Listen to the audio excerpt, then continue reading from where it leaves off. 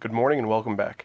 For this set of questions, I'm with my friend Troy O'Grady. You've probably recognized his name several times from all the Patreon credits. He also happens to be one of my best friends.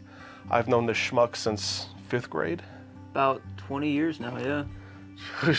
Feel old. Anyways, he is a Logistics specialist. You know, he's been traveling around, and I figured he would have a couple cool perspectives on some of these questions. So, let's hop into it. Assume that in the future there will be huge leaps in human augmentation. Given a scale from completely human to completely machine, how far would you choose to augment yourself with robotics? And what parts of you would you augment and why? Well, as far as choice of parts go, I would probably choose anything health related, you know, to ensure that if things were mechanical, that I wouldn't have liver failure, or maybe try not to develop something that could prevent me from developing cancer. Maybe a stronger skeleton so that I wouldn't break bones. Then again, eventually you'd probably reach a point, like with the old ship theory, that if enough of you becomes mechanical, less of you becomes... Yeah, how much of you is you? Yeah. The question I'd want to ask about that is, if such a situation were to arise, is the concept of what that would cost. Because then you have a matter of who could afford it and who can't. Would that give certain people more advantages than others? And I don't mean that as in, oh, that's unfair. If that's what happens, that's just the way it is, you know? But to answer your question, though, I think I would keep it limited enough to where I can ensure that I would remain healthy, but I wouldn't go overboard with it, I don't think. I think I would be a little too gun-shy about it all, at least at first. At first, I would. There actually is a movement for this already, which is interesting. It actually came up in one of the shows I was watching today, which is just, you know, coincidence. And it's the post-humanist movement. Okay. And basically, what post-humanism is augmenting humanity. You know, there's people who, you know, get robotics implanted into them. There's a few things now that companies are going post-human, where you're chipped with an RFID tag in your hand. Yeah, I saw that. I can't remember what company did that. Somewhere in... So it was optional if they wanted to do it, and if they didn't like it, they could just have it removed, or if they're terminated and quit, they could have it removed. But still, yeah. That way you can just put your hand up to the door and it'll scan it for you, rather than have a badge. Yeah, so that gets rid of your badges, that, you know, they're able to purchase things, but that's post-humanist, and that's kind of where this is leading. Would you augment your eyesight? We're already kind of doing that with contacts and implants. Yeah, or corrective laser surgery for your eyes, you know, I mean, that's not exactly like having mechanical pieces put inside of you, but still, the idea of you're correcting something in an unnatural way, I guess. And people are already doing that, though. Yeah. People have been doing that for thousands of years. Yeah. You know, with different prosthetics. One guy at work, George, he has a synthetic hip now. You know, that'll never break, it'll never degrade, it'll never... So, you know, post-humanism is the thing. How far are we willing to go for it, and how much are you willing to give up to get there? That's... I don't even know if I have a full answer to that. I would like to be able to personally expand my memory. There's other factors to think about as well, such as what sort of regulations might be put into place about this. What are people gonna... Progress is incredibly slow when you have people arguing over ethics and morals, and is it right, is it natural, is it not right, is it not natural, and, you know, there's so many different factors into say, like, yeah, what I would individually do, but what points we may actually reach, or how soon we may reach them, is all gonna hinge on those debates. Yeah, you know, for societal acceptance of things, like, I can see religion having huge pushbacks against this. Sports, sports, There- unfair there- advantages. We're already having those debates. Yeah, money, who can afford it, who can't. If you're talking about something beyond physical, you're talking about mental. You know, if someone could have a better brain that's capable of processing way more than a natural brain, they got the money to afford it, that gives them an advantage. Again, whether you think that's unfair or not is debatable as well. Yeah. And you can even think of, going into the stock market or going into financial institutions and that creating huge class divides as well. Yeah, or what if you've got some mechanical parts that can help you do something illegal? Like bypass a security gate, steal something, or hack something, or... I mean, I don't know. There's all kinds of... But one of the debates against post-humanism is, like in the Olympics, guy was a double amputee. I forget who it was, with the spring legs, and he runs as fast as a regular Olympian, but they won't allow him to compete in the regular Olympics. He has to compete in the what are they? Special Olympics. The Special Olympics, and their reasoning is he doesn't have feet to get hurt. He doesn't have calves to get tired. These sorts of things. He's also lighter weight. He's lighter weight, so he has less Yeah. mass to accelerate. So, like, we're already having some of these debates. And if it gets to that point, is it going to be human only or a percentage of human only that are allowed to compete in certain sports? I don't know. Are people with brain augmentations going to be disallowed from entering government? Is it going to be mandatory for entering government? Like in Halo, everyone in the army has a brain implant. Is that going to be a necessity for being in the military? Will that create a different class of citizen? Is it something that you can do by choice, or is it something that would only be allowed if you were in a condition that called for it? For example, if you were replaced with something mechanical inside of you only because you were losing it. Like, you couldn't say, oh, I want to have a mechanical heart, but what if your heart is dying and the only way to save your life is you had to have some form of a mechanical heart put into you, or to have your heart adjusted, to where then it's a matter of it's necessary for you to continue to function, as opposed to it's just something you want for the sake of the advantages it could give you. I mean, and would that be looked upon like preventative surgery too? If your family is known to have heart conditions, like how some women who are of a very high chance of breast cancer decide to have a preventative mastectomy. Yeah, like something like that I don't think would bother me personally. I don't know if any part of it would actually bother me as far as if someone had made themselves completely mechanical. I don't know if I'd be afraid of the whole, like, a rise of the machines type thing. But And hackable people. Yeah. That's its own level of terrifying. Yeah.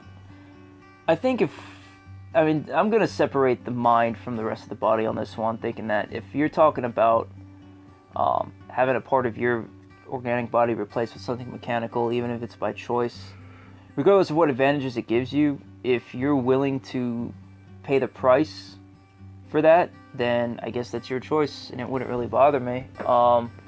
Mine's a whole different story, though, I guess. I don't know. It's really hard to say. But, I mean, what would you do if someone did have their memory enhanced or their processing power enhanced? I don't know. I feel like it wouldn't bother me unless it was somehow used against me. And I don't mean that personally against me. I just feel like if it was somehow being used in an unfair advantage. Well, that'd be the whole new rich gets richer thing. Yeah, I try not to get into that just because I know that there's a million different ways to argue those situations. But yeah, that is a perfect example. That would be, that's really no different than, rich kids getting to live and poor kids dying because only the rich can afford to have disease treated. But, something like that. But I don't know, and we are all still being born as completely human, so we're making the decision to make these changes to ourselves as well. So yeah, but there are also kids born without limbs. Yeah, Yeah. And they, there are still people who have accidents. There are still people who have, need to have prosthetics. This is just the next step in prosthetics, basically. Mm-hmm. Yeah. I think it might come down to just the reasoning why you're having it done would make me think of whether it would be a good idea or a bad idea. That's about as direct as I can get about it, Yeah, I'm not exactly sure where I fall on the spectrum, to be completely honest. I'd like to say, it's your body, do what you want with it. However, I don't know if I could, because I'm happy. I've never had anything except, baby teeth removed from my body. I'm pretty happy with that. I'd at least wait to see how things go for a while. I never like to jump into something right away. I kind of want to let the bugs get worked out. Oh yeah. Because that's a whole other thing you got like there. What if you have something that backfires? What if you have something mechanical inside of you and then it just goes haywire and it kills you? There's all kinds of I can ways. already see the commercials. If you were pleasuring yourself with your mechanical hand and lost something, please Jesus. Please call the number on the screen now. You are entitled to money. Yeah, you are entitled to a lawsuit. But that will happen. Ad nauseum. It already does happen. Malpractice suits are through the roof, and that would really just throw things in overdrive. I think so. I think it's there's just too. It's while we're on the subject, this isn't directly related, but you were saying we're being born completely human. What about artificial wombs, especially extra body wombs? Now, are you talking about artificial wombs? You talk about, like, let's say a woman's womb is damaged, so you're using mechanical parts to replace that, or are you talking about like growing a fetus in a machine that is not part of the mother? Yes, it's the extra body womb. Well, what's that called? Eugenics? Test tube babies? Isn't that? Well, that's part of eugenics. Eugenics is selective breeding. Yeah. Okay, that's right. Again, this comes down to reasoning. Like, I guess let's say a woman can't give birth, so they resort to adoption or surrogates. Would that machine just essentially be like a surrogate? Would it still come out in the same, I don't want to say capacity or equal level, but is it, because it's bred in a machine and it grows in a machine, is it going to come out with certain higher advantages? Is it going to be faster? Is it going to be smarter? Is it going to be more immune to all diseases and things like that? Or is it still going to be a normal baby? I guess that would be my question about it. But for me, it'd almost be, the reasoning behind it too. Like, do you just not want to ruin your body? Yeah. Which I think is still a valid reason. I think it would be how the child comes out. If they're coming out like super children, then that'd be different. But if they're still coming out normally, well, and if they're coming out as super children, wouldn't you want to give your child every advantage possible in life? Yeah, I would. Is that a measure that you would be willing to go to? If it really is so much better. Yeah, if it's legal, if it's not everybody may agree with it, but if no one's being harmed in the process, yeah, I don't see why not.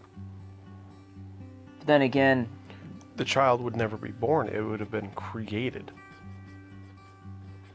True. And I mean, if it's still coming from the parent's DNA, then at least it would have your genes. It's still your child. But there's also something to be said, and again, I know that not every woman can give birth, but there's still something to be said for, at least I can't give a woman's perspective on this, obviously, but to have that child growing inside of her, to have that is a special connection that yeah. I will never feel. No. And I know it may seem silly for men to talk about pregnancy, because we're not the ones that have to go through that tremendous act, but yeah, that is something, that a connection that a mother has with a child that a father doesn't, and that may be something that would be lost if it's being bred in a machine. These are questions that really don't have any simple answer. No, and I don't think I could ever really know until it started happening. Like, if it was something that's been going on for the last decade, and well, if it starts happening, then it's already too late to say yes or no. Well, true, but I mean, like, my opinions may change, is what I'm getting at. True. Yeah. But then again, opinions about anything can change. what do you guys think? Do you have any views on this post-humanism? Would you cut anything off and get it replaced? Would you look down on people who did? Or would you look down on people who didn't? What kind of class divides would this create? And, you know, I threw in artificial wombs. What do you think about that? That's a whole, I mean, they're all really big, complex topics to talk about, to think about, and nothing has an easy answer. No. So, you know, let me know in the comment section below, guys, because I'm not sure exactly where I stand on this, even still. So, guys, thanks for watching. I really appreciate you guys coming out. This is cool that I'm able to have these discussions with you, and, you know, if you haven't yet, please consider hitting the subscribe button. And if you found value in this video in particular, hit the like button. Both of them really help me out a lot more than you think. And it's cool seeing the numbers grow. At the time of this recording, I have 187 subscribers. Nice. Almost at 200. I know, right? You got to start somewhere, you know? Yeah. Hey, you're moving up. Yeah, I'll get there. Oh, yeah. So, by the time this last video airs, I hope I do hit that 200 mark, or I'm over it. Ideally, I'd get to 1,000. That'd be sweet. So I can monetize again. With that being said, guys, if you can, and this is no pressure, it really isn't, please consider going over to my Patreon, and $1 a month even helps me out a world, and that's less than a cup of coffee per month to help me succeed and help me, you know, become self-sufficient. Really, just be able to bring in more content better. Please consider subscribing to that as well if you can. If not, no pressure. It's completely cool. I'll still make videos, don't worry, because I really do enjoy this. Oh, I know you do. This has been fun. Yeah, so also, if you like Troy here, this little weird mook that I have sitting next to me, let me know, because I'll have him back on. Apparently he's around in this area to stay, so I'm here for good. let me know. I'll have him back on. So guys, thanks for watching, and remember, always be thoughtful.